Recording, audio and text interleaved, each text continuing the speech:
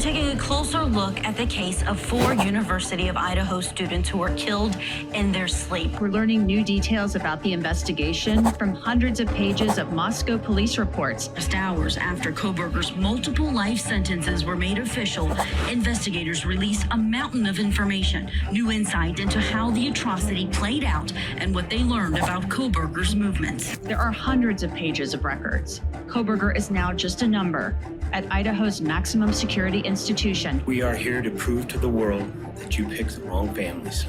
Due to the killer's incompetence, now stands before the world and this court unmasked.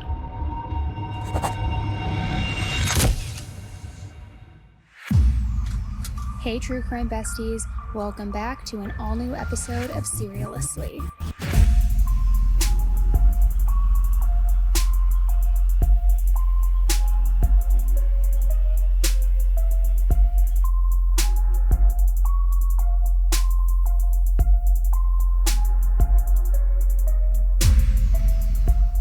Hey everybody, welcome back to an all-new episode of Seriously with me, Annie Elise.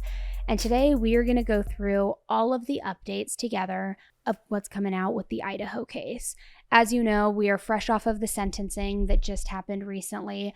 There has been a huge document dump where a lot of more details and information has been released regarding this case. We are finding out new details about the crime scene, new details in the days and weeks leading up to the murders.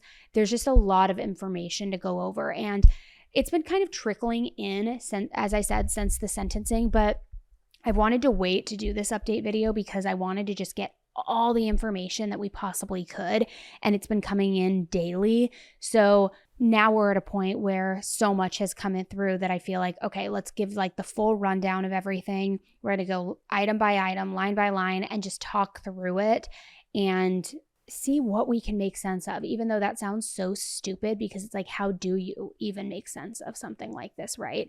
Now, just to give a little bit of backstory for the sentencing, I'm sure most of you are up to speed, so I won't spend too much time on that.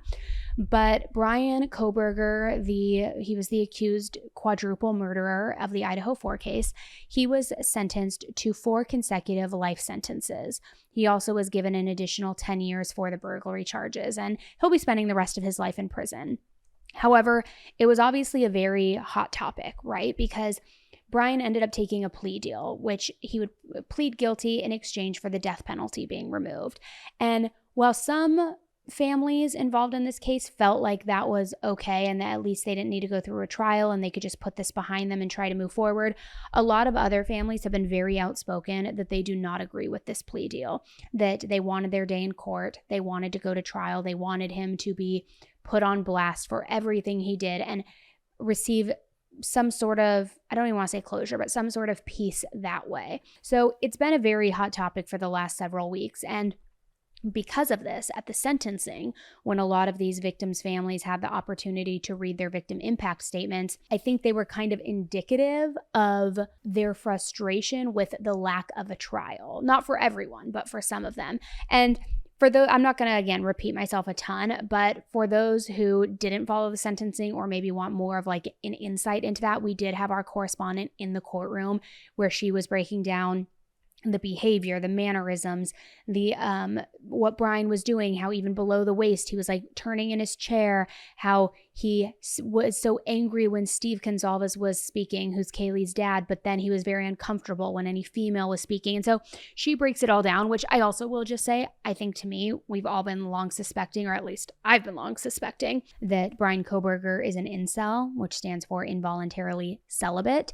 And I think that type of behavior and his response during the sentencing to the different genders kind of ties directly back to that. Somebody who hates women, is uncomfortable around women, doesn't know how to act, but then hates men because the man is everything they will never be, everything they're not. They get everything that Bryan will never get. And so I just thought that that was really interesting. And that whole breakdown from Madison is on headline highlights from 2 weeks ago now. So you can go back and listen to that and hear her firsthand account.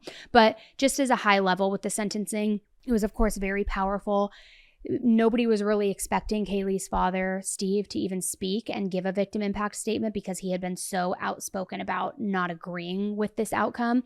But he did speak, and it was a very powerful move because right when he approached the podium, he turned it directly to Bryan Kohberger so that Bryan had to look at him. And Bryan's face, it was unnerving. He was staring very intently at Steve. His brows had dropped down, and he wasn't breaking eye contact, and it seemed as though he was the one angry at Steve, which can you even believe that? A lot of serial killers go down, and all we remember is the serial killer's name and not the victims. And maybe we can set a new tone where we focus on the victims and we don't even name the person that does this, because I think the notoriety and the fame that they get is not helping us at all. Yeah. I'll give you a glimpse a little bit behind the scenes. That podium literally said, "Do not move." It had it right on there. But some of the other victims' families were so scared that they were going to be arrested or they were going to get in trouble if their statements weren't perfect. And I said, I will go first, even though I wanted to go last. I said, I will go first. And if I don't get arrested, none of you guys have anything to worry about. So I went in there, turned that podium. I wanted to face him. I wanted to set a tone of what I think a courtroom should look like. A courtroom should be about protecting the victims and not emboldening the person who did this. I mean, how many times did we hear that he was, respectful and he didn't even need to stand for saying that, the victims that he killed? I wanted to change that tone a bit. We kind of all worked on our statements together. We even worked with some of the other families on their statements. We're a family of doers. We're a families that were prepared for this. Yeah, we were ready. We were ready, and we've been victimized by the court system itself. So it was finally our chance to be like, this is how we course correct. This is how we get in here and we let people know this is what a Gonzalez is. This is what a G is. And it's not sitting here begging this guy and keep emboldening him and keep putting him in positions of power. He was able to dictate the whole process. Yeah. But that day was our chance to say, you know what, you're not in control anymore. We are. I love the contrast in different families and the way that they can grieve differently. And I think it gives a full breadth of what it looks like to be a victim and to go through this process. For me, I've always said it would be a lot more difficult if he came forward and just said, I did this and I need to be forgiven. I believe in Jesus Christ, our Lord, our Savior. So if he said that, that would put me in a paradox to where I would have to I'd have to forgive him. So that would be a lot more difficult, but he's never really taken accountability. He's never shown any remorse. So I'm not there yet. Then Kaylee's sister, Olivia, gave a very, very impactful statement. And I know that's probably gone viral, but I'm going to play it for you a little bit here. And it was just incredibly moving. My name is Olivia, and I'm the big sister of Kaylee Gonzalez, and I was blessed to love Madison Mogan as a sister too. I'm not here today to speak in grief. I'm here to speak in truth. Because the truth is, my sister Kaylee and her best friend Maddie were not yours to take. They were not yours to study, to stalk, or to silence. They were two pieces of a whole, the perfect yin and yang. They are everything that you could never be. Loved, accepted, vibrant, accomplished, brave, and powerful. Because the truth about Kaylee and Maddie is they would have been kind to you. If you had approached them in their everyday lives, they would have given you directions, thanked you for the compliment, or awkwardly giggled to make your own words less uncomfortable for you. In a world that rejected you, they would have shown mercy. I won't stand here and give you what you want. I won't offer you tears. I won't offer you trembling. Disappointments like you thrive on pain, on fear, and on the illusion of power. And I won't feed your beast. Instead, I will call you what you are. Sociopath, psychopath, murderer. I will ask the questions that reverberate violently in my own head, so loudly that I can't think straight most any day. Some of these might be familiar, so sit up straight when I talk to you. How was your life right before you murdered my sisters? Did you prepare for the crime before leaving your apartment? Please detail what you were thinking and feeling at this time. Why did you choose my sisters? Before making your move, did you approach my sisters? Detail what you were thinking and feeling. Before leaving their home, is there anything else you did? How does it feel to know the only thing you failed more miserably at than being a murderer is trying to be a rapper? Did you recently start shaving or manually pulling out your eyebrows? Why November 13th? Did you truly think your Amazon purchase was untraceable because you used a gift card? How do you find it enjoyable to stargaze with such a severe case of visual snow? Where is the murder weapon? The clothes you wore that night? What did you bring into the house with you? What was the second weapon you used on Kaylee? What were Kaylee's last words? Please describe in detail the level of anxiety you must have felt when you heard the Bearcat pull up to your family home on December 30th, 2022. Which do you regret more? Returning to the crime scene 5 hours later, or never, ever going back to Moscow, not even once, after stalking them there for months? If you were really smart, do you think you'd be here right now? What's it like needing this much attention just to feel real? You're terrified of being ordinary, aren't you? Do you feel anything at all? Or are you exactly what you always feared? Nothing. If you're so powerful, then why are you still hiding, defendant? You see, I'm here today as me. But who are you? Let's try to take off your mask and see. You didn't win. You just exposed yourself as the coward you are. You're a delusional, pathetic, hypochondriac loser who thought you were so much smarter than everybody else. Constantly scolding, turning your nose up to grammar mistakes, nitpicking and criticizing others. You wanted so badly to be different, to be special, to be better, to be deep, to be mysterious. You found yourself thinking you were better than everyone else, and you thought you could figure out the human psyche and see through it, all while tweaked out on heroin. Lurking in the shadows made you feel powerful because no one ever paid you any attention in the light. You thought you were exceptional, all because of a grade on a paper. You thought you were elite because your online IQ test from 2010 told you so. All of that effort just to seem important.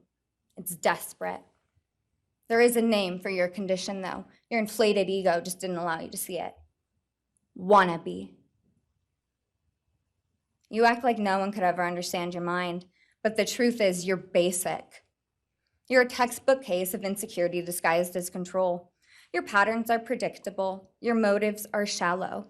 You are not profound. You're pathetic. You aren't special or deep, not mysterious or exceptional. Don't ever get it twisted again. No one is scared of you today. No one is intimidated by you. No one is impressed by you. No one thinks that you are important. You orchestrated this like you thought you were God. Now look at you, begging a courtroom for scraps. You spent months preparing, and still all it took was my sister in a sheath. You work so hard to seem dangerous, but real control doesn't have to prove itself. The truth is, the scariest part about you is how painfully average you turned out to be.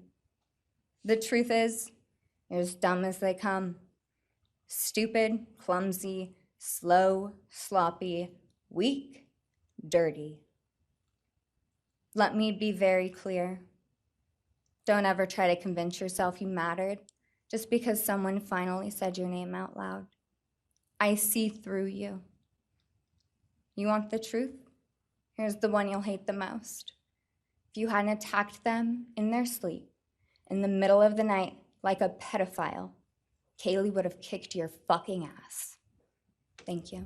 Thank you. And I'll just say, all of the statements were fantastic. They were emotional, they were honest, they were raw, they were moving. But there were some statements where you could tell that they were crafted in a way to get under Bryan Kohberger's skin, whether it was Olivia's statement and telling him how he's weak, how he's a loser, how he's sloppy and dirty, because we know he's like obsessed with wanting to be clean, or Kaylee's younger sister who said, you know, you're used to getting A's in high school and college. Now you're going to be getting the big D's in prison. Because there was so much intention behind hurting Bryan in some of these statements, it almost kind of felt like the roast of Bryan Kohberger a little bit. I was fueled by seeing the rage on his face. I was prepared to be arrested that day. Really?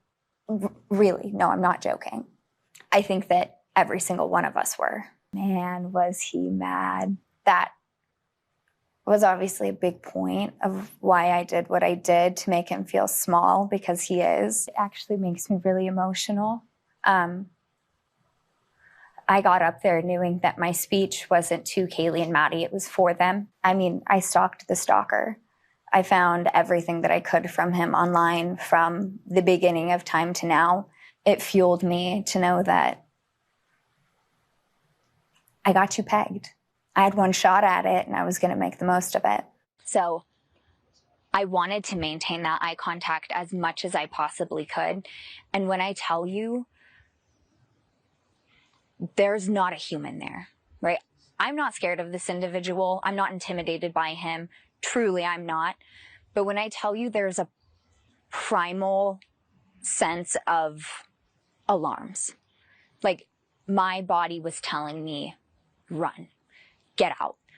This is a threat. The best description I can give you is like if I had come face to face with an alien, because back behind there, there's no human being. There's no humanity. But for me, it was just one-on-one. Like, and I was ready to stand on business, right? Like I was there. There was nothing that was going to make me back down from that moment. And all I felt was rage. Almost from the very, very beginning, all I felt was rage. At one point in my speech, when I'm speaking more to how I'm trying to say this was an impact statement, I'm more so directed towards the judge, and I turn my body in that direction. And I could feel that specific stare the entire time. It was unrelenting. And all I remember feeling really was like, this guy's pissed. My whole purpose of that speech was taking back this power and giving it back to Kaylee and Maddie, Xana and Ethan as well. But for me and my personal connection to Kaylee and Maddie as my sisters, I wanted to give them the hero moment that I truly feel like they deserve. Throughout this whole process, he has controlled so much of the narrative, and it's been focused around him, his name, his actions. And I understand it. But in my shoes, it pisses me off at times, because you see Idaho students, University of Idaho students, his name victims, or just the headline of his name. And it's so frustrating because it's like, they have names. Kaylee Gonzalez, Madison Mogen, Xana Kernodle, Ethan Chapin. Say it. You know, you take the time to say his name, say theirs. I understand it's 4, I understand it takes a second, but you owe them that.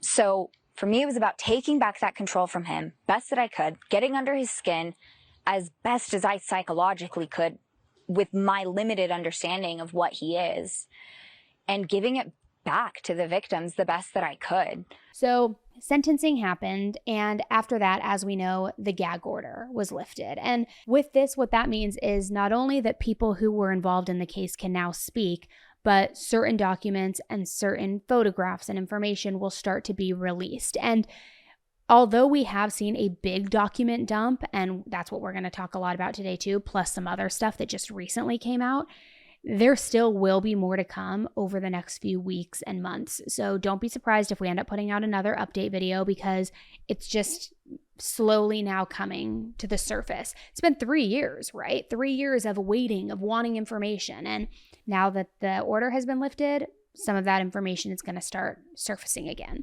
So let me start with the police reports. And I just want to go item by item with you and kind of read off what the big takeaways were in them so that you hear the same information and receive the same information that I did. So when officers entered the King Road house, they found Gailey Gonzalez and Maddie Mogan in the same bed. Kaylee was on the left side, and she was severely injured, so much so that she was unrecognizable. Her face had been stabbed repeatedly, and her, quote, basic facial structure was unrecognizable. One officer even said, quote, I was unable to comprehend exactly what I was looking at while trying to also discern the nature of the injuries. And I have to say, this is very important here because there was discussion of a second weapon, right? And while it hasn't been confirmed what that weapon was, we will talk about it here in a bit, but Bryan Kohberger did reportedly have tactical gloves. And for those who are unfamiliar with tactical gloves, it's kind of like, they're just like high quality, very durable gloves where it would be difficult to penetrate a blade through them. But also the more important part is that on the top side of the gloves, on the top of your hand and your knuckles, there's this, I don't know if it's like plastic or if it's like super dense hardened rubber, but basically like a shell that goes over your knuckles and the top of your hand, kind of like brass knuckles in a way. So it's been reported that he was possibly wearing those at the time of this, and that's what caused Kaylee's facial injuries, because he was repeatedly hitting her. Now, is that because he dropped the knife because there was so much blood that it slipped out, and that's also when he dropped the sheath? So at that point, he's just wailing on her because she's fighting back? Or were any of those attacks done post-mortem or pre-mortem, but like just out of anger in addition to the stabbings? Part of me thinks, and this is just my opinion for a second here, guys, part of me thinks that we know he left the sheath behind by accident, so I think he lost control in that moment. We know he probably wasn't expecting Kaylee either, right? So I believe he lost control, may have even dropped the knife, and that's why then she received such a beating, because that was his second line of a weapon, to something to use. Then when he's trying to get the hell out of there, he picks up the knife, or because wherever it is, forgets the sheath because of the chaos in the moment, and then he's of course stunned to see Xana still awake, caught by surprise from her, and then we know she had the majority of the stab wounds, which I know I'm getting ahead of myself, but just once again, an unforeseen variable that caught him off guard and basically foiled his entire plan.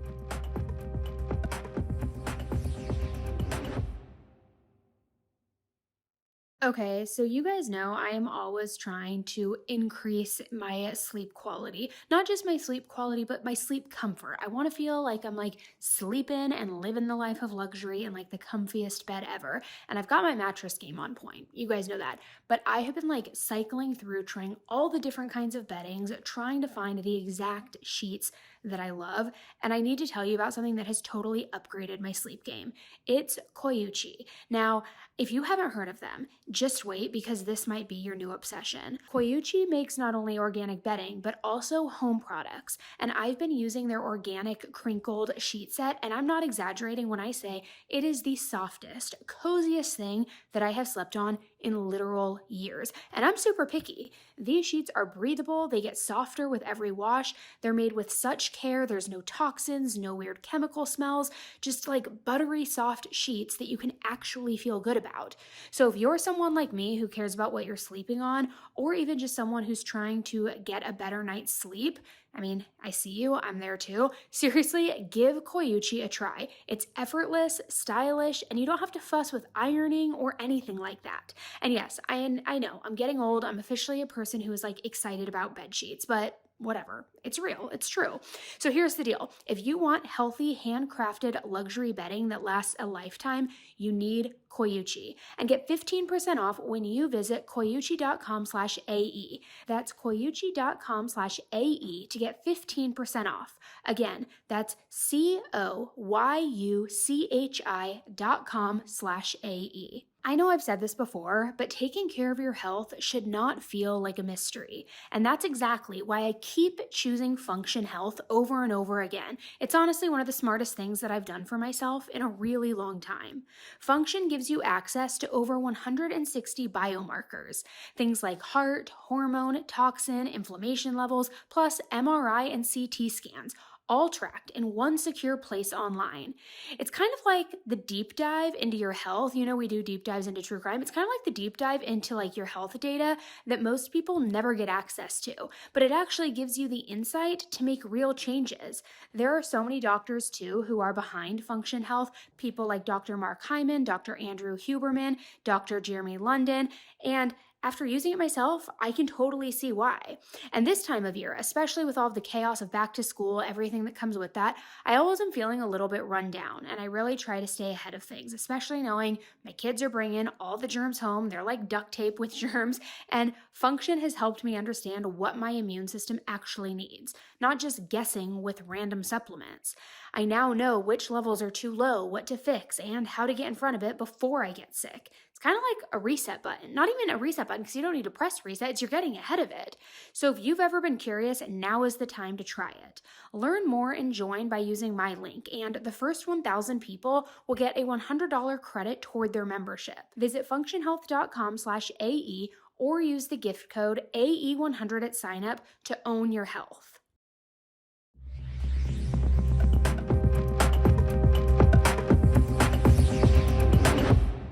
So Madison was on the right side of the bed, and she had a gash that was running from the corner of her eye down to her nose.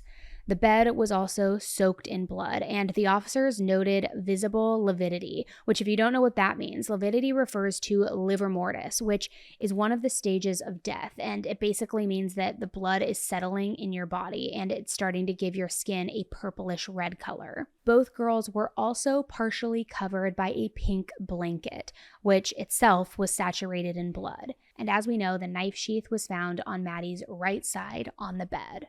Defendant entered the residence, went to the third floor, and with a knife, killed Madison Mogen and Kaylee Gonzalez. The defendant, as he left that room, for whatever reason, ended up leaving, or the sheath for a K-bar knife was left on the bed next to Madison Mogen's body. And I can jump ahead. That sheath was tested by the Idaho State Police Forensic Lab, and single source male DNA was found on the snap of that sheath, as well as blood from both Kaylee and Madison and other trace evidence. But it's important to note single source male DNA was on the snap of that sheath. Now, Kaylee's room, which was just next door to Maddie's, was surprisingly neat. The only disruption appeared to be that the sheets had been pulled back, almost as if someone had been lying there and then quickly got out of bed. I've seen some speculation that maybe she heard what was happening to Maddie and she went in there to intervene, but because her bed was also so neat, I think that maybe she was going to sleep in her own room, but like girls do, sometimes like you're eating, you're debriefing from the night, you're hanging out in the same bed, and then you just like pass out and fall asleep. So I don't know why it was the sheet was undone or what happened, and maybe that's a detail we'll never know. As for Kaylee's golden doodle, Murphy was found on her bed, scared but physically unharmed. He had been locked in her room during the initial investigation, and then eventually he was found hiding underneath her desk. Police coaxed him out and noted that he didn't appear to be in the room during the attack, and this was based on the fact that he had no visible blood on his fur or his paws. So going through this police report, moving downstairs, Xana was found in her room wearing only underwear and a long-sleeved gray shirt, both of which were covered in blood. She had clear defensive wounds too, including a deep gash between her thumb and her pointer finger, signs that she certainly fought back. And as I said, she had the most stab wounds, over 50 of them. And according to the autopsy, again, we'll get into all of this. I'm not trying to get ahead of myself, but I want to just give some context. The majority of those 50 wounds were defensive wounds. She fought like hell. Ethan was found in Xana's bed, and he had a blanket over his midsection and his feet were hanging off of the edge. Now, blood spray was found above his head, and he also had 2 large gashes on the back of his legs that went deep inside the tissue. And we had heard how Bryan Kohberger allegedly cut the back of his hamstrings, which I don't think was necessary. Ethan was asleep. I think he probably was killed relatively quickly. We know that the cause of death was the stab wound under his left clavicle. So to me, again, kind of going back to the incel theory, these injuries of his hamstrings being sliced is very indicative of hatred toward men. That's my personal thought. And I will say this too. Early on, back in, I think it was January 2023, right after Bryan was arrested, before any details came out, there was a text message circulating about an FBI agent who, overshared some of the information. And I had a friend of mine also reach out who said, and I actually said this in my video. I was like, a friend of mine said that she's close with an FBI agent, that here's some of the details that have come out, including Ethan's hamstrings being cut, including one of the victims, who we now know is Kaylee, her face being disfigured, one victim being stabbed over 50 times, which we now know was Xana. And not I get it. That was a lot of information to share early on, but there was a lot of hate that came with that because people are like, it's rumors, it's not confirmed, it's in that. And now looking back, it was true. It was true. And it's horrible. And it's also horrible that an FBI agent would release that kind of sensitive information to where it would go mainstream, right? So anyway, the nightstand in Xana's room had also been oddly moved in all of this. It was pushed up against the bed at this very unnatural angle, which might indicate a struggle or somebody bumping into it during the attack. Investigators also found footsteps leading from the crime scene out the back door and then kind of curving around a stump toward the front of the house. They also found smudged fingerprints on the door. Small handprints were discovered on a window just east of the back door, and the screen for that window was found on the ground and also visibly damaged. In the backyard, the police discovered a discarded black backpack. A black vest was also found nearby on Taylor Avenue. Then, a few days later, a black glove with visible blood on it was found about 25 feet from the front door. The police later determined that that glove wasn't there on the morning of the murders, so we don't know, maybe somebody came back and dropped it off later. Was somebody trying to play some sort of sick joke? But they did find it. Then, on a desk in one of the second floor bedrooms, officers found a rolled up $2 bill and a mysterious blue powder. We know it was a party house. We know people in college sometimes will partake in drugs. So what that really means and if it's something more sinister, I don't really know. Now let's go into the coroner's report and the autopsy results. The coroner determined that all 4 of the victims died from sharp force injuries. But each case did have its own specifics, and the details paint a picture of honestly extreme violence. As I mentioned, Ethan's fatal wound was a stab wound right under his left clavicle, and it severed both his subclavian vein and his artery. His jugular vein was also cut, and he had those deep cuts onto his hamstrings, which I think, again, may indicate that the murderer, Bryan Kohberger, had a particular rage toward Ethan, or even toward men in general. Now, Ethan only had sharp force injuries. There were no other physical injuries such as being punched or strangled or anything like that. Xana's autopsy revealed that she suffered more than 50 stab wounds, many of them defensive, and this led the coroner to conclude that, quote, an intense struggle had occurred. Her fatal injuries included a laceration to the right lung and 2 to the heart. Like Ethan, she only had sharp force injuries. Maddie's fatal injuries were a laceration to her left lung and another to her liver. The coroner did not mention any defensive wounds, and her injuries were also limited to sharp force trauma. It seems as though Maddie got the least of it, which, again, it makes you kind of ask the question, right? Is it because he was so angry at everybody else for foiling his plan? If Maddie was, in fact, the target, which I believe she was. And if you haven't heard my latest episode on that, I will link it in the show notes. But we talk all about the movements that day, walking through the house, what that looked like, what the motivation may have been. And it's a lot of conversation and speculation and just my thoughts. But we do talk about it. Now, Kaylee, her injuries really stand out because she had the most complex and varied injuries of all 4 of the victims. She suffered a left lung laceration, a liver laceration, a cut behind her clavicle that severed both her subclavian vein and her artery, just like Ethan, 2 subdural brain bleeds, and she also had 20 stab wounds in total, which it's later been reported, according to her own father, that she had 34 stab wounds. And Kaylee was the only victim to have multiple types of trauma. She had sharp force injuries, asphyxial injuries, and she even had blunt force injuries. So again, that begs the question, did Bryan violently attack her because she ruined his plans with Maddie? Did she fight back and he lost control of the weapon and then that's why he fought her physically so hard? What's the real story there? So as for the weapon, the coroner concluded that it was not serrated. It was a single-edged and extremely sharp weapon, and that a lot of force was used in every single attack. Some of the stab wounds were also so deep that the guard of the knife, that little flat metal piece right before the handle, between the blade and the handle, it actually left an imprint on the victim's skin.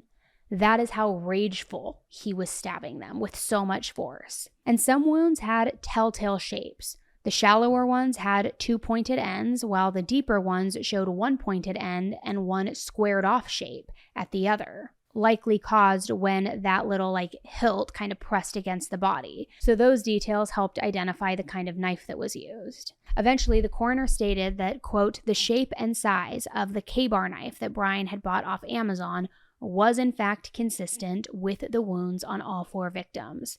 Not definitive proof, but definitely damning. Now let's talk about some key evidence and what goes into this and what came out in this document dump. On December 27th, 2022, investigators in Pennsylvania retrieved trash from the Kohberger family residence in Albrightsville, Pennsylvania. The lab compared a DNA profile that was pulled from the trash to the DNA that was found on that button snap of the K-bar knife sheath, the one that had been left at the scene next to Maddie. The analysis showed that the male DNA recovered from the trash belonged to somebody who could not be excluded as the biological father of the suspect who left DNA on the knife sheath. And statistically, the match was incredibly strong, so strong that at least 99.9998% of the male population could be ruled out as being the suspect's biological father. In other words, Bryan's dad was almost certainly the source of the DNA in the trash, and the person who left the DNA on the knife sheath was almost certainly his son. A pretty devastating match to Kohberger. Mr. Kohberger proceeded to finish his semester of studies at Washington State University and returned to Pennsylvania for the holidays. Law enforcement at this point were aware of Mr. Kohberger, had been accessing information about him, were trying to find him. They located him in Pennsylvania, and they conducted what's called a trash pull.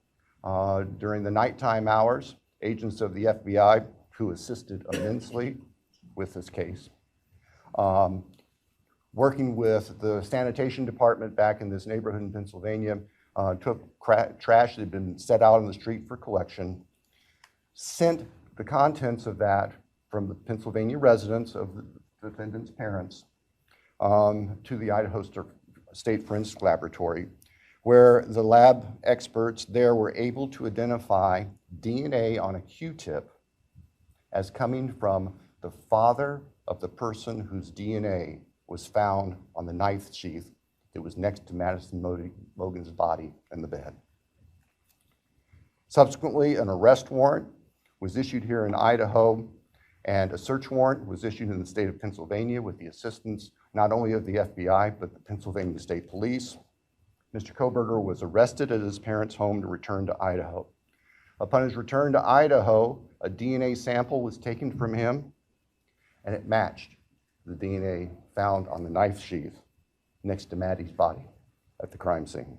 Also discovered from the night of the murders was that on November 13th, 2022, at 12:26 a.m., Bryan searched for police scanners. He landed on something called broadcastify.com, and he specifically started looking up Pullman Police and Fire Dispatch Live. Now, that is just hours before the murders are believed to have occurred. Police also found a screenshot that was saved on Bryan's phone, and it was a screenshot of the Whitman County Jail roster. And the image showed booking info for a suspect with the initials CEF, who had been arrested around the same time as this all went down for a hit and run and a DUI involving a knife.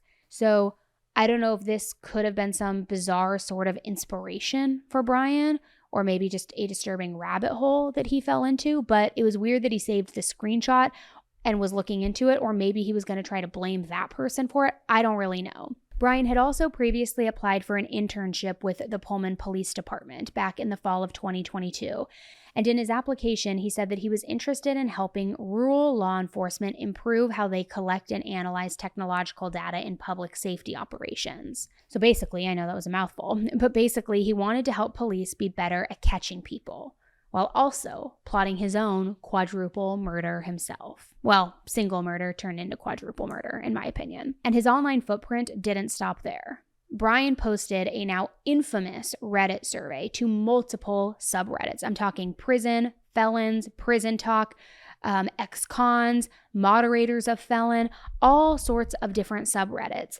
And some of them even banned him for a day with a message saying, "We do not approve of these posts. Please stop posting this." Now, the survey post that he was posting in all of these threads read, "Hello, my name is Bryan, and I am inviting you to participate in a research project that seeks to understand how emotions and psychological traits influence decision-making when committing a crime. In particular, this study seeks to understand the story behind your most recent criminal offense, with an emphasis on your thoughts and feelings throughout your experience. In the event that your most recent offense was not the one that led to a conviction, you may still participate. Additional surveys are included after the open-ended section as to best understand your unique traits. The study should take about 15 to 20 minutes to fully complete. Your identity and all answers provided are completely confidential, and the link to the survey is also an anonymous link. The research has been approved by the DeSales University IRP. Participants must be 18 years of age and older. If you opt to participate, you may terminate participation at any time for any reason.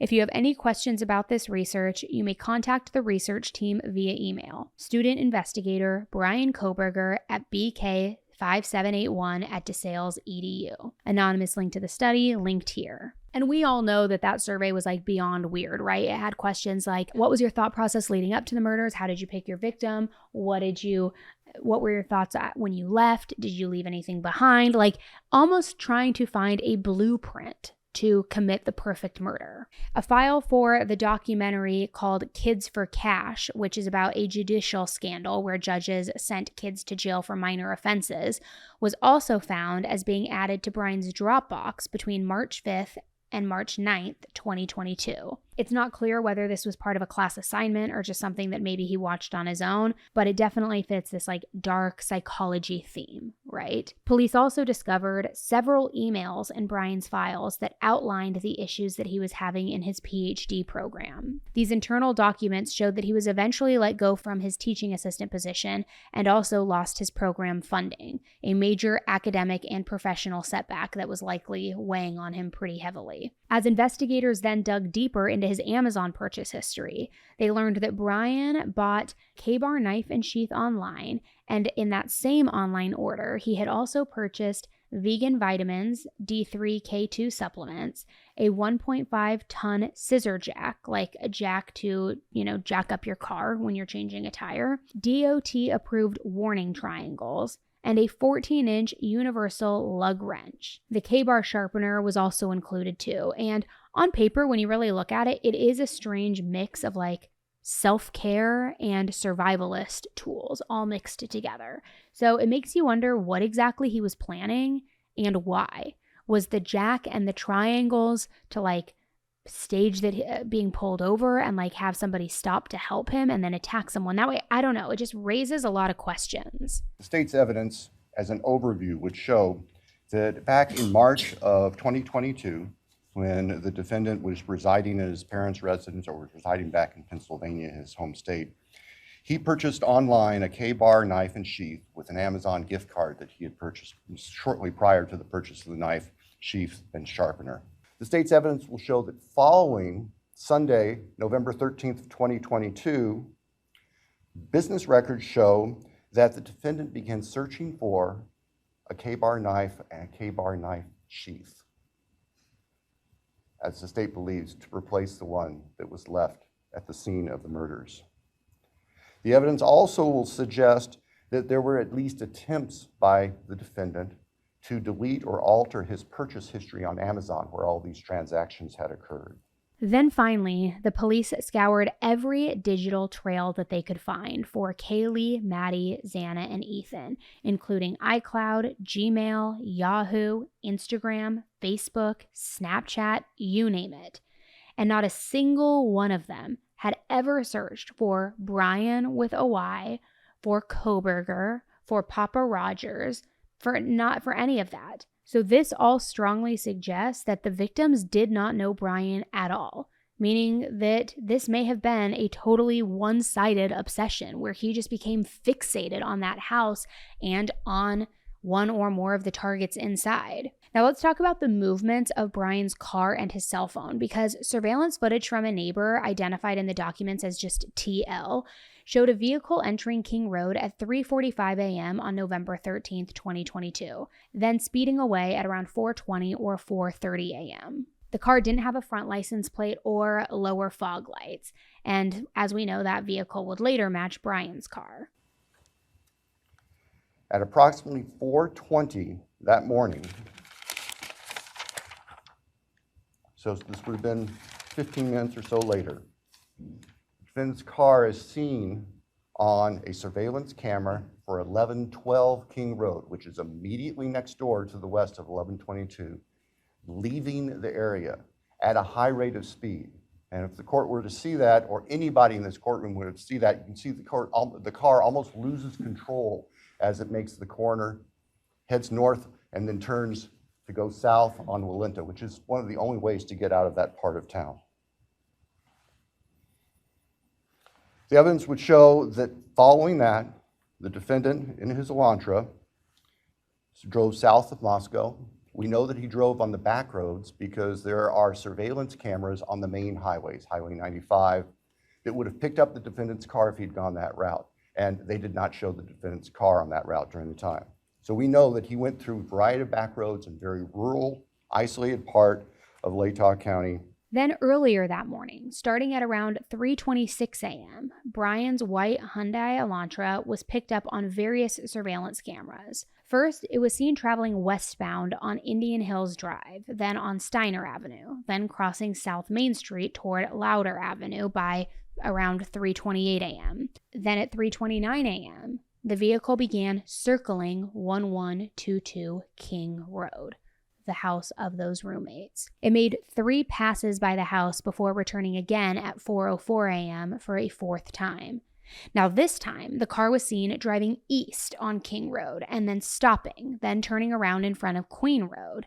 And it looked like it tried to park or maybe turn around in front of the house, but that they couldn't quite manage it. It was kind of like this 3-point weird turnaround situation. The vehicle then continued down King Road, turned again in a 3-point turn at Queen Road, and drove back east. Which this entire loop, the slow passes, the hesitation, the weird turning, to me, it looks a lot like someone who is scoping out a target or maybe even building up the nerve to do what they were planning to do. Then at 4:20 a.m., the car sped away from the King Road area, driving southbound on Walenta Drive. It didn't reappear until about an hour later, and by 5:25 a.m., surveillance cameras in Pullman, Washington, where Bryan lived, picked the Elantra up again. So investigators put together a map of all the registered white Hyundai Elantras at Washington State University, and they zeroed in on Bryan's as early as November 29th, 2022. Once they had a name, they then pulled his license photo, and he was listed as 6 feet tall with bushy eyebrows, eerily consistent with what the surviving roommate Dylan had described this masked men who entered the house looking like. The Elantra later pinged on license plate readers as Bryan drove across the country. It was captured in Loma, Colorado on December 13th, and then again during a traffic stop in Hancock County, Indiana on December 15th. By December 16th, Bryan and the Elantra had made its way back all the way back to Albrightsville, Pennsylvania. And then we, of course, know what happened shortly after that. Now, as for the cell phone data, here's where things get really interesting. On the night of the murders, Bryan's phone went dark from 2:42 a.m. to 4:48 a.m. Just total radio silence. No calls, no text messages, no pings, which was obviously a clear attempt to hide his location. We then move to the early morning hours of November 13th, 2022. The state's evidence would show that early morning hours on that day, Mr. Kohberger's phone left his Pullman residence, which is an apartment in kind of the central northwest part of Pullman.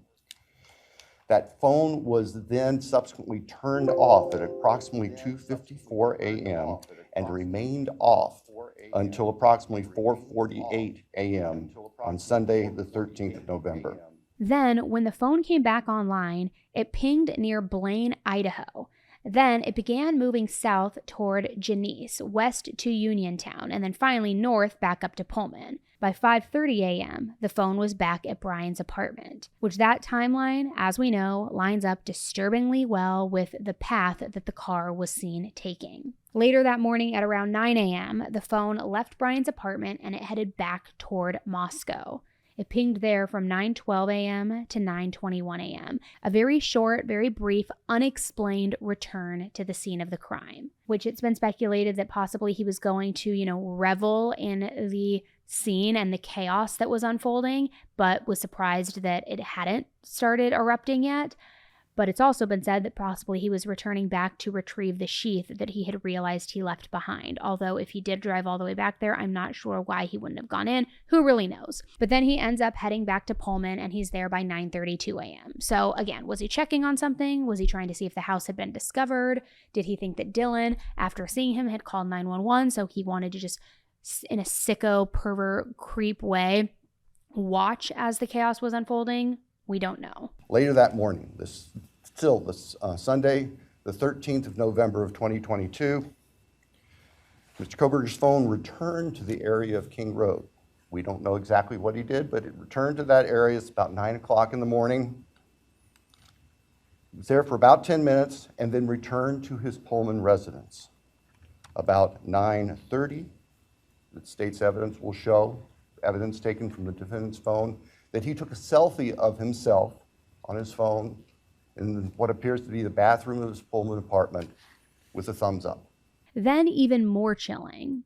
Cell phone towers show that Bryan's phone had been near 1122 King Road at least 12 different times between June and November of that year. And all but one of those times occurred in the very late evening hours or early morning hours. One notable example of that is on August 21st, 2022, the phone pinged near the King Road residence between 10:34 p.m. and 11:35 p.m. Then, just 2 minutes later, at 11:37 p.m., Bryan ended up getting pulled over by the local police, which, what the heck was he doing in that area, right? Unless stalking, lurking, watching. The state's evidence would indicate that beginning July 9th of 2022, Mr. Kohberger's phone began connecting to a cell tower that serves the area of the 1122 King Road residence in Moscow, Idaho.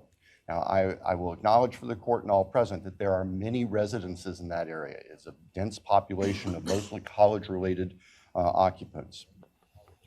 Between July 9th of 2022 and November 7th, the defendant's phone connected to that particular tower during late night, early morning hours, 10 p.m. to 4 a.m., on approximately 23 times. Now, I will acknowledge also, we do not have evidence that the defendant had direct contact with 1122 or with residents of 1122, but we can put his phone in that area on those times.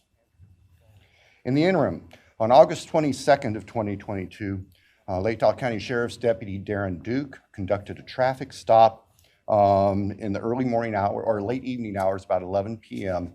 On the west side of Moscow, on the Moscow-Pullman Road.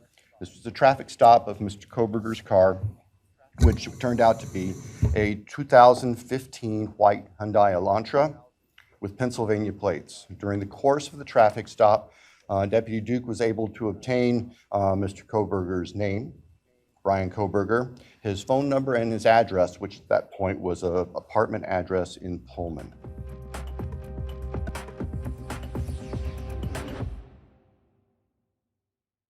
This episode is sponsored by BetterHelp. Now, I don't know if anyone else feels this way, but lately it seems like there is advice coming at us from every single direction.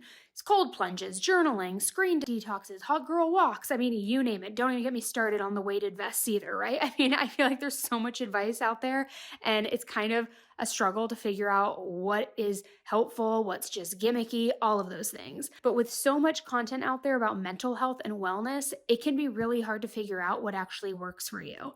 And that's why I think something like BetterHelp can make such a difference. Talking to a licensed therapist one-on-one can help cut through all the noise and just give you real personalized guidance. BetterHelp is the world's largest online therapy platform with over 30,000 therapists and more than 5 million people served worldwide. You can join a session from wherever you are too. It's on your schedule. And if you want to switch therapists, you can at any time. So if you've been feeling overwhelmed or just want support navigating something in your life, this could be a really helpful place to start. As the largest online therapy provider in the world, BetterHelp can provide access to mental health professionals with a diverse variety of expertise. Talk it out with BetterHelp, and our listeners get 10% off their first month at betterhelp.com/AE. That's BetterHelp.com/AE.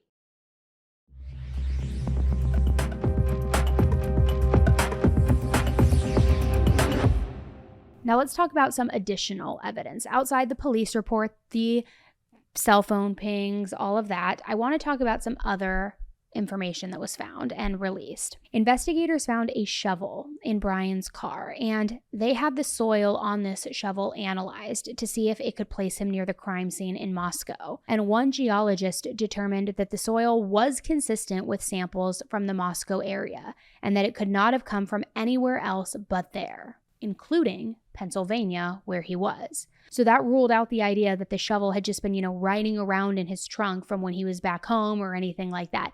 The shovel had been used in the Moscow area. But in true Kohberger case fashion, nothing is simple, because a different geologist said that the soil probably didn't match the control samples from Moscow at all. That sample contained high levels of pine pollen, and interestingly, also pollen grains from basswood and red maple, which are not native to the Moscow area, but are commonly used as like ornamental landscaping. So the question is, with all of that, was Bryan in somebody else's yard? Was he in some sort of landscaped park? Was he doing something much sketchier with that shovel, perhaps burying evidence, burying a murder weapon? Something like that. Meanwhile, something kind of odd happened in March of 2024. A company called Research Strategies, Inc. started cold calling people all over the county, including some of the actual police officers, asking them a bunch of very specific questions about Bryan, the victims, and the case in general. And these survey questions were clearly designed to assess media exposure and public bias. For example, some of them read, "Have you read, listened to, or seen any news coverage about Bryan Kohberger or the families of the victims? Have you heard or participated in any rumors surrounding Bryan, the victims, or their families? What sources have you used to get your information? Newspapers, Netflix, documentaries? Do you know any of the students at the University of Idaho?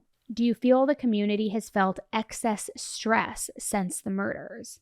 Do you think Bryan could receive a fair trial? Would you be able to serve on a jury fairly and weigh in only on the evidence?" Now let's talk about what happened the night of the murders, or the early morning hours of the murders, I should say, because we now have more statements from the witnesses.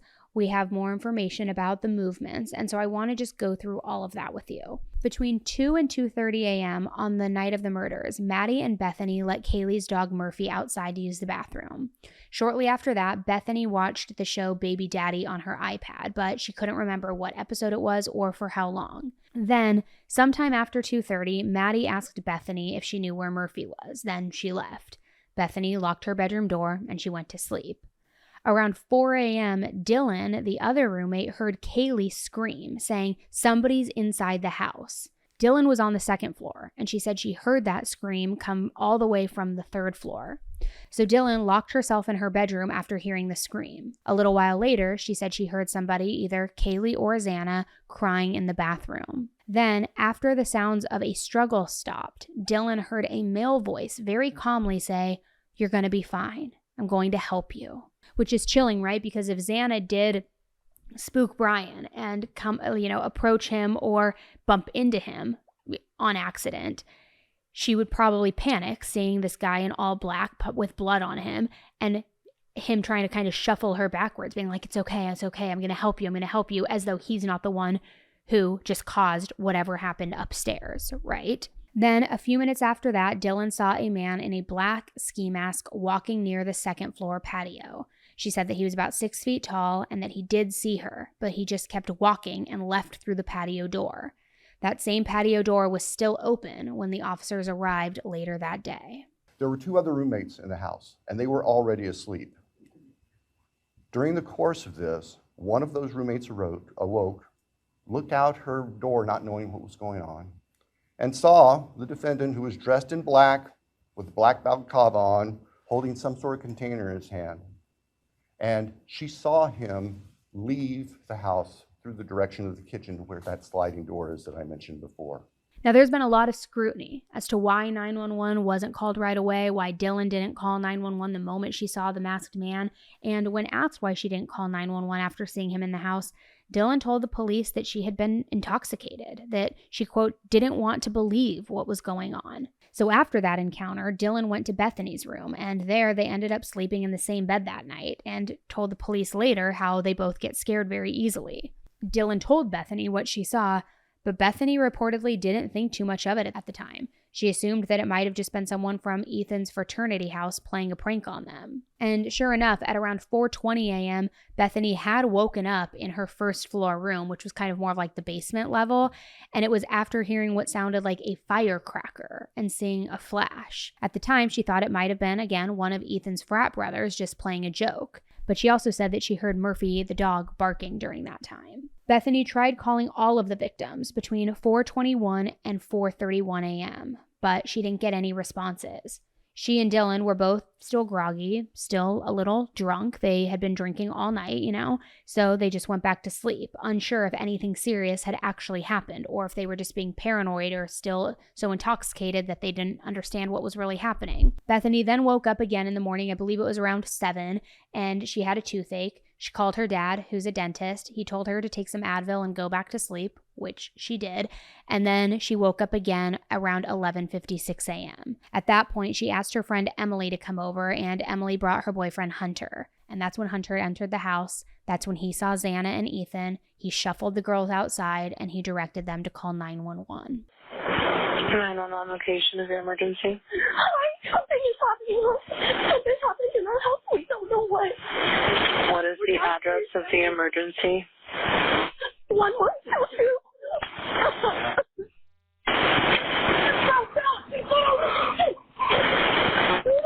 What is the rest of the address? Oh, Kings Road. Okay. And is that a house or an apartment? It's a house. Can you repeat the address to make sure that I have it right? I'll talk to you guys. We live at the White, so we're next to them. I need someone to repeat the address for verification. The address, 1122 King Road. And what's the phone number that you're calling from? What's your phone number?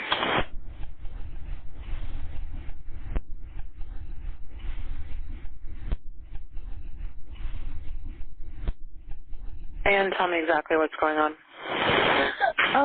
One of the roommates is passed out, and she was drunk last night and she's not waking up. Okay. Oh, and they saw some man in their house last night. Yeah. Hi, and are you with the patient? Okay, I need someone to keep the phone, stop passing it around. Can I just tell you what happened pretty much? What is going on currently? Is someone passed out right now? I don't really know, but pretty much at 4 a.m. Okay, I need to know what's going on right now if someone is passed out. Can you find that out? Yeah, I'll come. Come on, but we gotta go check. But we have to.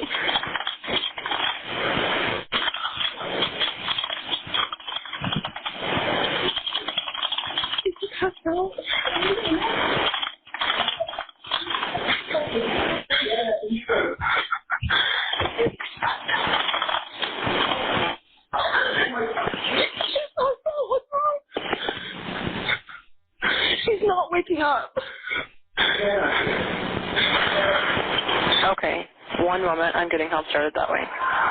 Okay, thank you.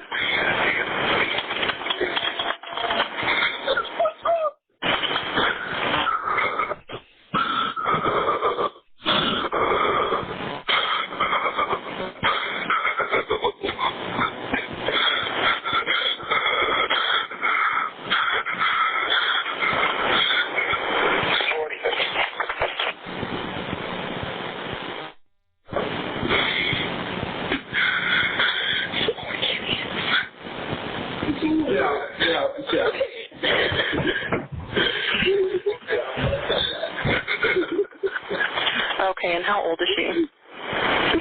She's 20. 20, you said? Yes, 20. Here's one. Okay. Hello?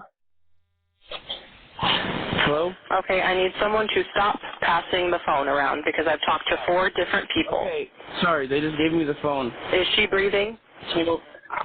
Hello? Is she breathing? No. Okay.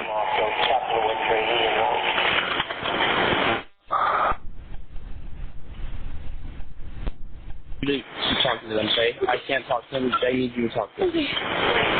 Hello. Okay. I've already sent the ambulance and law enforcement. Stay on the line. If there is a defibrillator available, send someone to get it now and tell me when you have it. Say that again? There's a police here right now. Okay. If there is a defibrillator available, send someone to get it now and tell me when you have it. We don't have one. I think yes. Do you have a defibrillator? Yes, you have one. Are you talking to the officer? Yes. Okay, I'm going to let you go since he's there with you and can help you. Okay, thank you. Bye. Okay. Bethany also shared some very creepy context from earlier in the month.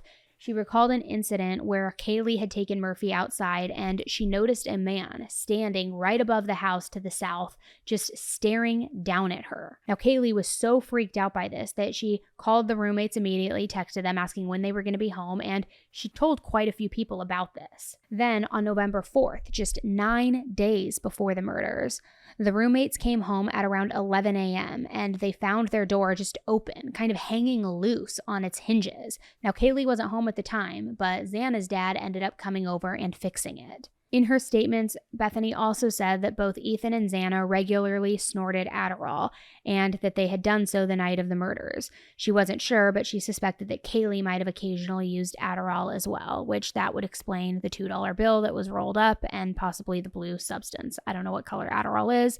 I'm just guessing. Bethany also shared that Kaylee was very into crime shows and that she would regularly check the registry list to see if anybody was local and popping up around them. She liked to be hyper aware of all of the dangers in her surrounding areas, which kind of, when you think about it, it makes what happened to her even more devastating. She was trying to be hyper aware. She thought someone might have been watching her, stalking her, so she told them. She checked the area to see if there were any, offenders around, and seemingly fought like hell too against Bryan. Now, here's another detail that I think is interesting, and it doesn't necessarily mean anything concrete, but on November 10th, 2022, just 3 days before the murders, Bethany and Bryan were at the same Target in Moscow. Target, the store, the big superstore. It's unclear if they were there at the same exact time, but they were both at the same store the same day, which is super eerie because also, why was he in Moscow that day? I get it, it's close to Pullman, but still, it just, again, makes you wonder. So speaking of the discovery and the morning of the murders, just before noon on the day that the bodies were discovered, the surviving roommates, as I mentioned, had called Emily and Hunter, saying that they couldn't wake up Xana, that Emily and Hunter needed to come over, they didn't know what to do, they were scared.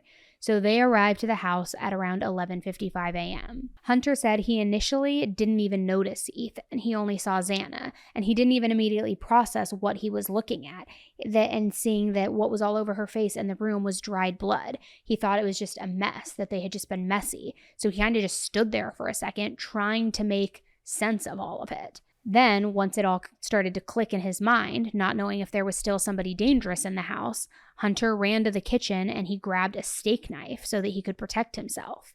He then went back to Xana's room and checked the closet to see if anybody was hiding inside, which that just tells you how chaotic and confusing this whole scene was for the people who first arrived on scene. They were really just trying to make sense of what they were seeing. Emily later told investigators that Dylan had called her around 11:51 a.m. and had said something to her along the lines of, last night at around 4 a.m., she heard and saw a man and that she and Bethany were locked in their rooms sleeping. Emily also said that Dylan told her that she heard Kaylee scream and run upstairs and that she had seen that man, quote, staring at her. But Emily said Hunter tried to shield her from seeing how bad that scene really was. Hunter and Emily say the fall weekend started like any other with a big football game. The friends snapping this photo that Saturday. It was a normal weekend for us, just hanging out with our friends. The next morning, Emily says Dylan, one of the surviving roommates, called her concerned, asking her and Hunter to come over. In the documentary, you tell the story of really not feeling alarmed when Dylan called you. I joked around with her on the phone. You know, it's something you would never expect. It's November, so I had shorts on, slides on. Like, I wasn't prepared to obviously stay there. I was just going over to check, see what's going on. I would say as soon as you get there, you know something's wrong. Hunter was the first person to arrive to King Road to discover what happened. Their friend Josie Louderin, who was also there, describing the moments in the docuseries. As soon as I stepped in the house, I was like, oh, something is so not right. Like, you could feel it almost. Hunter was ahead of me and Emily and immediately was pushed out, and Hunter was like, get out, somebody call 911. You hear Hunter on the 911 call telling the girls there was an unconscious person protecting them from the graphic details. Is she breathing? No. How did you remain so calm in that moment? Truly, in my heart, I believe God was with me that day, and he gave me the strength to get through that day. As authorities entered the home, the friends say they were told to sit outside, waiting for hours with little information. We watched the ambulance come and we watched them immediately leave. So I think that was a hard part for sure. That second you realize there's no one to be saved. Right. Their best friends inexplicably murdered. Not knowing who was responsible or why, they feared for their own safety. We just left to get away, be safe. Yeah. Is our You didn't mindset. feel safe? No. In the nearly 7 weeks it took police to arrest a suspect, Emily, Hunter, and surviving roommates Dylan and Bethany became the targets of online sleuths and social media attacks. Lots of threats, people saying I should confess to murdering them. I felt like I was less than a person in that point in my life. Multiple neighbors also recalled hearing the dog Murphy barking that night. One said that the barking started at around 4 a.m. and that it went on until about 4:45 a.m. Another one pegged it closer to 4:20 to 5 a.m., and they emphasized that the barking was very out of the ordinary, not like Murphy's usual behavior. Now, in regards to being stalked or being targeted, Maddie's parents told the police that she had never mentioned being followed or stalked by anyone. However, several of Kaylee's friends said that she had brought up a stalker back in September of 2022. For example, one friend, identified as JL, said that Kaylee once told her that a man had followed her around the Winco grocery store, then followed her out to her car and even tried to get inside it. Another friend described 3 separate occasions when Murphy, the dog, ran toward the woods behind their house and then wouldn't come back when he was called for, which again was totally unlike him. The roommates even had heard weird noises out there at one point too and began to worry that somebody was watching them. That same friend also recalled an incident where she and Kaylee had returned home and found the sliding door open and Murphy was missing. So was this a possible dry run, maybe? Was Bryan going to the house trying to get familiar with Murphy so that Murphy wouldn't bark at him on the day of the murders? Who knows? A sorority president, going by RH, told police that Xana and Ethan occasionally also did cocaine, but they emphasized that it wasn't anything big and that nobody in that house was selling drugs. A different friend, going by the initials KN, said that Xana was, quote, pretty into cocaine, and they also believed that Kaylee used it occasionally. Now, the reason I bring that up, not that it matters what somebody's drug use is. Especially in college, people are going to try different things, maybe not hard drugs, but you know what I mean. There's no, it's not to shame them, but it's because a big theory and rumor that was put out there at the very beginning of this was that King Road was a drug house, that this was all a drug deal gone bad, that it was somebody retaliating against them, that Bryan's being framed for this, and that it all leads back to drugs, which I know a lot of people still believe that as well. I personally don't. I think Bryan's the guy. I think they got the right guy. I think it was because he wanted to see if he could get away with murder.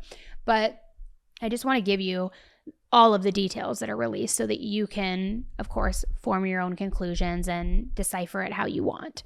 Now, what's weird is in a possible pre-crime sighting, a woman living just 0.13 miles from the house told the police that either in August or September of 2022, she and her daughter saw a man in their yard who was just pacing around and looking very nervous. She described him as having curly hair and a big nose, and she also later said that she was 92% sure that it was Bryan Kohberger. He walked past their house, disappeared, then returned 15 minutes later, walking that same route in reverse. Again, trial runs, getting comfortable, casing the areas, who really knows? Another reporter reported seeing a white sedan parked in the area for over an hour back in June or July of 2022. So could that have been Bryan doing early surveillance? One especially eerie tip came from a Walmart employee because while a detective was browsing the knife aisle, the employee mentioned that 2 to 3 weeks earlier, a white, college-aged guy had come in and it was asking for a black ski mask that would cover his whole face. She said that he was taller than she was and that he had a tan complexion, which doesn't quite match Bryan Kohberger, but because they only had camo masks, he left and didn't buy anything. Now let's talk about the DoorDash of it all, because this has been a recent development over the last couple of months, and some people suspect that it's why Bryan wanted to accept a plea deal to begin with, because he was so spooked that this DoorDash driver saw him. So the DoorDash driver with the initials of MM made 3 deliveries to the King Road, Queen Road area that night. Her final stop was 21122 King Road, and it was just before 4 a.m. She said that the porch light made the house number difficult to see, so she ended up hanging around for about 15 minutes. She said that she initially parked out front and she saw a woman in the 3rd-story bathroom a few times during this time. Then, because the delivery app told her to, she circled to the back lot and started walking down the road that runs just east of the house. That's when this light-colored sedan pulled up next to her. She described the driver as white with red or blonde spiked hair and a light-colored collared shirt, saying he was, quote, completely zoned in.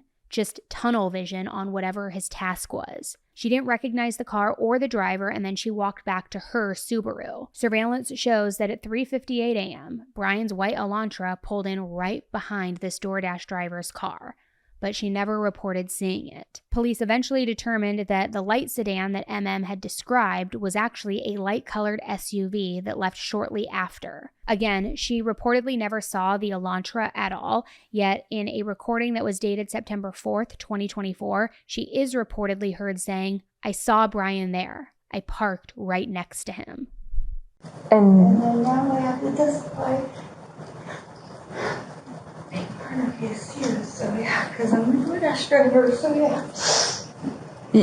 You have to testify in which murder case? Murder case with college girls. Oh. I'm a DoorDash driver, I saw Bryan there. Another delivery driver also reported seeing someone who looked like Bryan back in 2022, saying that he was wearing all black with unusual, quote, boxing or elf shoes, and that he was standing on a footpath near Terreview Drive, which had a direct view of many female tenants. Then in late 2024, police started getting repeated calls from a woman with the initials HH, and she was claiming that she had evidence to exonerate Bryan. But despite multiple conversations, she never actually shared any of that evidence, and she admitted that she had never seen him and had never spoken to him. So it seemed like somebody maybe just looking for clout or someone trying to just throw a wrench in the investigation.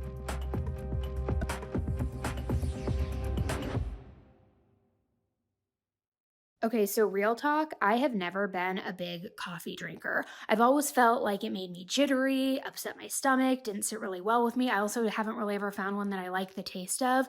But somehow after recently trying Everyday Dose, it has just totally changed that. And it's what they call functional coffee because it does more than just give you this caffeine boost. It actually is made with functional ingredients like L-theanine, which helps with calm, focus, gut health, even skin support. So there's no crash, no jitters, no weird side effects. It's just this like smooth, easygoing, feel-good energy. Even my husband Jeremiah, who is like a coffee drinker through and through, loves it. He is now like fully on board with it. And sometimes even when I'm like making my own in the morning, he like hijacks it and takes it for himself, which I need to talk to him about that. But anyway, we don't always agree on our morning routines. And this is one thing that not only do we agree on, but we're kind of fighting over sometimes. And here's the exciting part. Everyday Dose is now in Target stores nationwide. And I know all you listeners, you love Target like I do. They're even doing a buy one, get one deal. Just grab any 2 Everyday Dose products and they will reimburse you for one. Visit everydaydose.com/serialously for all the details. And even if you're not a coffee person, maybe give it a shot because clearly neither was I, and I am now converted. Again, that's everydaydose.com/serialously.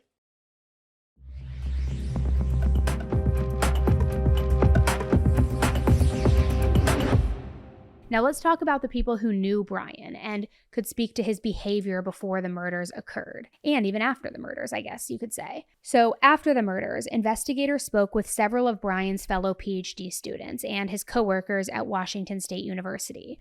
And let's just say, not everybody had glowing things to say about him. One fellow teaching assistant said that he had, quote, considered Bryan a friend, even described him as being very intelligent, but also very selfish. He claimed that Bryan would regularly mislead him about their shared assignments and that he would dump his own workload onto him. He added that Bryan was, quote, frequently 20 minutes late to their classes, and that he liked to discuss his area of study, which was criminal decision-making and burglary-type crimes. That same TA said that Bryan came to his dorm room around the time of the murders and was acting very strange, saying he was, quote, talking much more than usual, and acted like, quote, someone who wanted to vent. The same student also told police that he had noticed visible injuries on Bryan's face and hands on 2 separate occasions.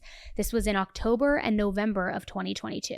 One of the injuries was a large scratch on Bryan's face that looked like fingernail marks.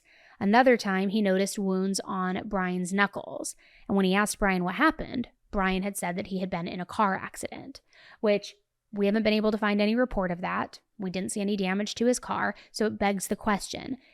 If he had scraped up knuckles and fingernail markings on his face in the days leading up to the murders, or weeks leading up to the murders too, did he go for a trial run? Is there another victim out there? What caused those, and why would he lie about a car accident? Another coworker at WSU told police that Bryan used his position as a teaching assistant to, quote, inappropriately interact with female students. The man said that Bryan really wanted a girlfriend, and he added that the 2 of them had talked about how Bryan wanted a girlfriend on many occasions. Bryan also asked his coworkers for help defending himself against misconduct allegations from a professor, but the coworker refused, saying that he thought Bryan was a dishonest person. Now again, not to harp on the whole incel theory of it all, but if him wanting a girlfriend was always the topic of discussion, that if you're familiar with any incels or Elliot Rodger, you know that is like they get tunnel vision. That's the only thing they can think about is, I want a girlfriend. Why are other men getting girlfriends and having sex and I'm not? Why me? Why me? All of these things. And it ends up creating such a deep-seated hatred for women, for men, because they have everything in life that he doesn't have and will never have. Now, text messages between professors at WSU also show that Bryan was definitely not a favorite among the faculty. In August of 2022, one professor asked, do you want to take Kohberger? He listed you and blank as people he was interested in working with. The reply was, if I must. Then on September 14th, another professor wrote that they were trying to stage a, quote, intervention because Bryan had apparently offended multiple female students. It's like nobody wanted anything to do with this creep. Not the students, not the teachers, certainly not the majority of the female population, right? He was a creep. He was a loser. He was a little douchey twerp. I mean, through and through. Now, one woman that he did connect with on Tinder, he had matched with her on Tinder, said that they did bond over horror movies.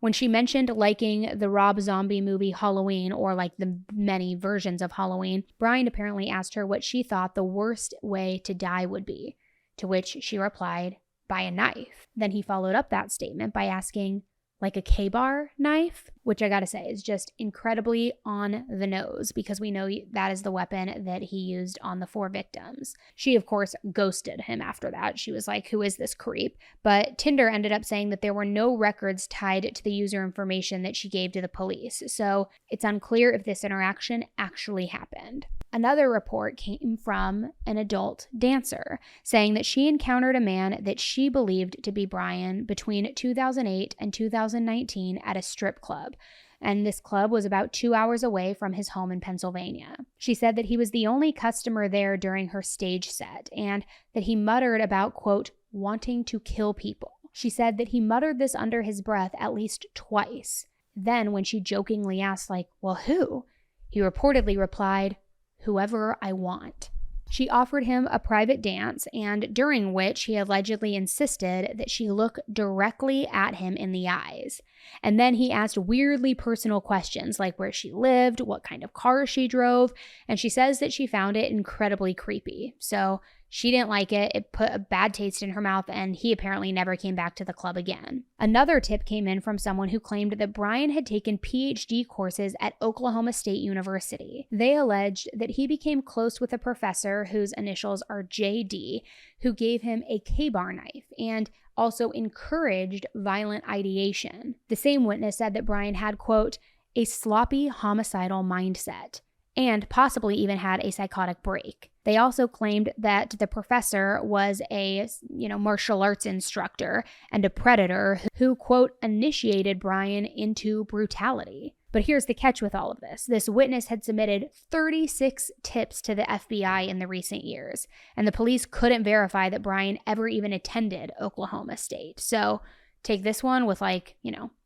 grain of salt, a truckload of salt, because it doesn't really seem like it's panning out. Bryan's past landlords also had a couple of interesting stories too. They said that they once found a broken, serrated cooking knife blade in the gutter outside of his apartment. The handle was missing, and the blade was about 8 inches long and 2 inches wide. Cops didn't think that it was used in the murder, obviously, but it still is weird when you think about it. Now let's talk about Bryan's initial interview with the police.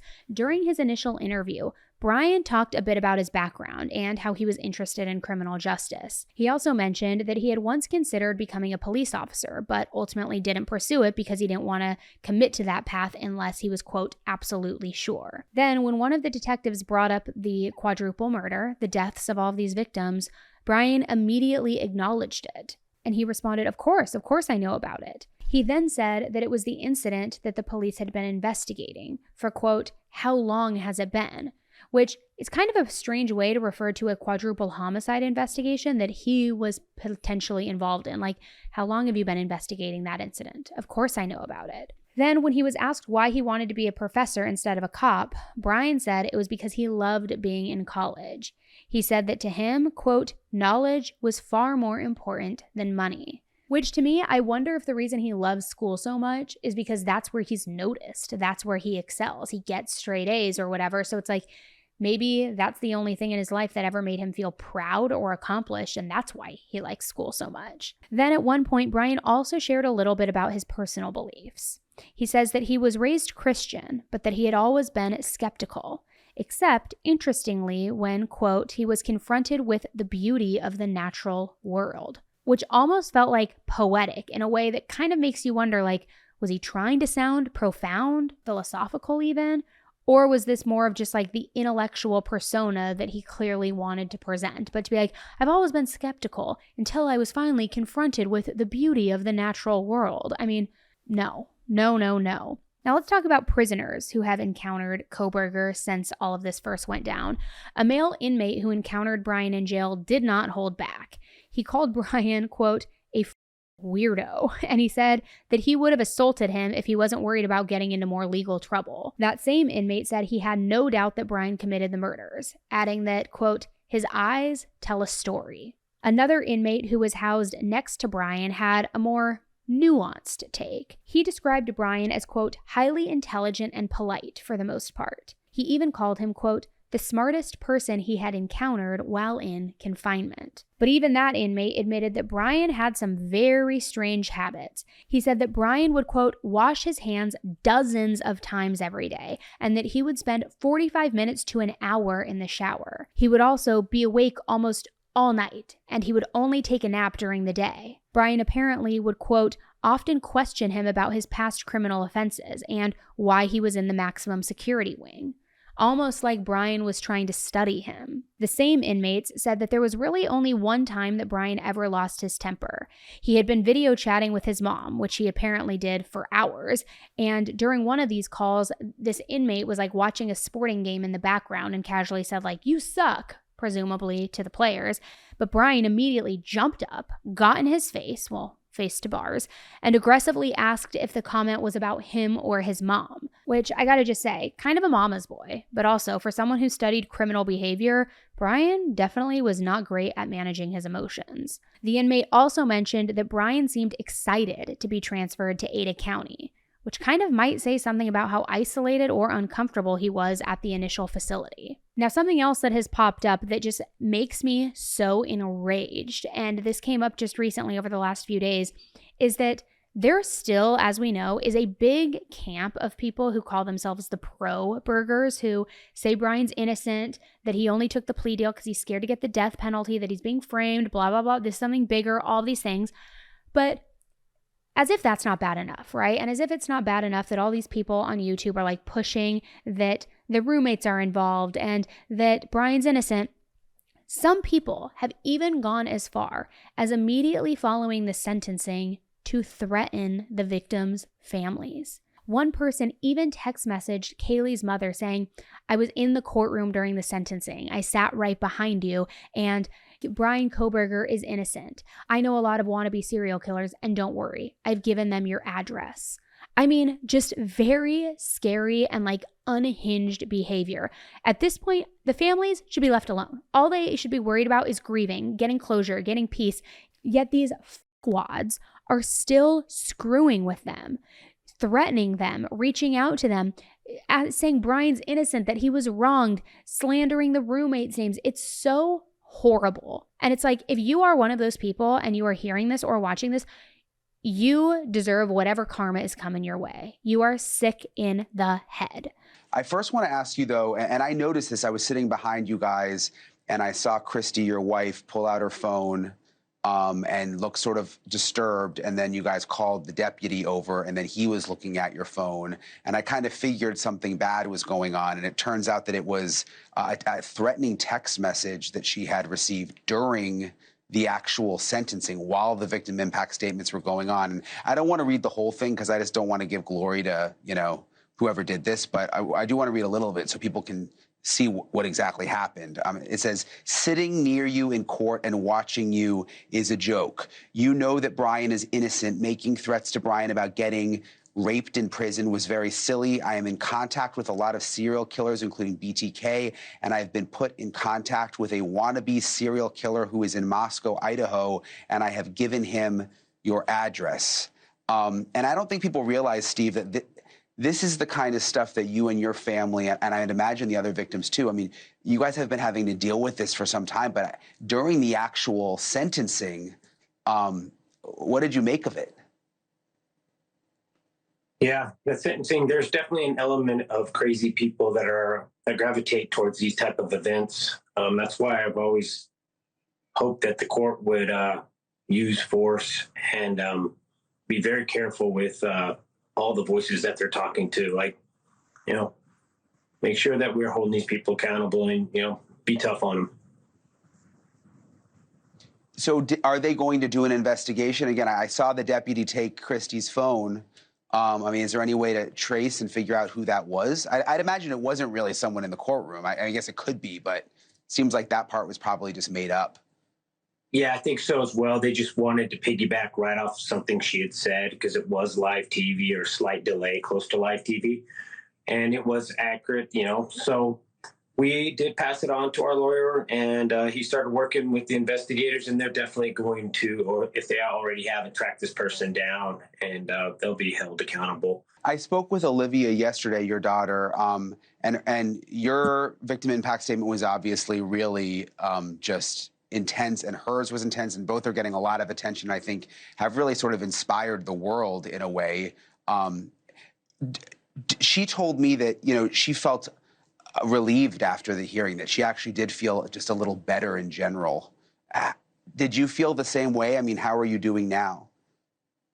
Yeah, to be honest, I felt great because I felt like the first time the courtroom had a representation that was in harmony of our family. We're not going to sit there and honor a mass murderer and say that he can sit on his butt because he was honorable to the sword. He was honorable to the judge. Of course, he's going to be honorable to the judge. The judge is going to decide if he lives or die, but he wasn't honorable to us. And if you're not there for the victims, then what's the reason at the courtroom, So for the first time, we set the tone, and we wanted to have some power in that courtroom and dictate some things to him. So then he was just sitting there getting railed on. So like I said, this episode was more to go over the document dump, and there is more information coming out daily. So I'm sure we'll be back with more soon. But if you want more of the deep dive into what happened that night, the movements, the motive, my thoughts of the motive, the discovery the next morning firsthand from Hunter, who we hear from. I did do an episode a couple of weeks ago. I mentioned it a little bit earlier. I'm going to link it. There was a docuseries that came out called One Night in Idaho. It came out earlier in July. I was able to watch it a few months before it was released because Amazon gave it to me to watch, and a lot of new information was in that docuseries. But we do a deep dive into the night of the murders and what happened, how it could have happened so quickly when Bryan then sits down in that chair in Ethan and Xana's room and leaves the bloody impression. And was that because he was so drained from the adrenaline rush of killing the 4 people? Or was that because that's when he was disrobing his hazmat suit or whatever he was wearing? And then that's the reason he didn't attack Dylan, because he was already cleaned up at that point and he didn't want to risk getting blood on him or leaving DNA behind, rather than the initial thought of mine, whereas that he just bypassed her because he was so physically exhausted. We talk about all of that. So I'll link that. It was just a few weeks ago. You can find it in the feed too if you don't want to just click the direct link. And it's called, let me see, what's it called? Let me just pull it up really quick. It's on the podcast and on YouTube, but as you know, podcast is unedited and uncensored. YouTube likes to censor me. So if you want the uncensored version, you can listen on the podcast. Okay, so it's a few back in the feed from July 8th, and the title is One Night in Idaho, Friends Who Found Victims Speak Out, and Bryan Kohberger's True Motive. And it's a deep dive into all of this. So other than that, I've also been going live randomly on Patreon, where just kind of randomly each day as new information is coming out, and I'll do a live stream with you guys, and then we'll talk in our group chat on Patreon too. So if you feel like not only with this case, but with other cases that are happening right now, that you want to just be in the know and not wait for these formal episodes, Patreon is definitely the place to be. We have exclusive episodes over there. There's about 100 that you can unlock right now. All the other episodes that I put out are ad-free over there.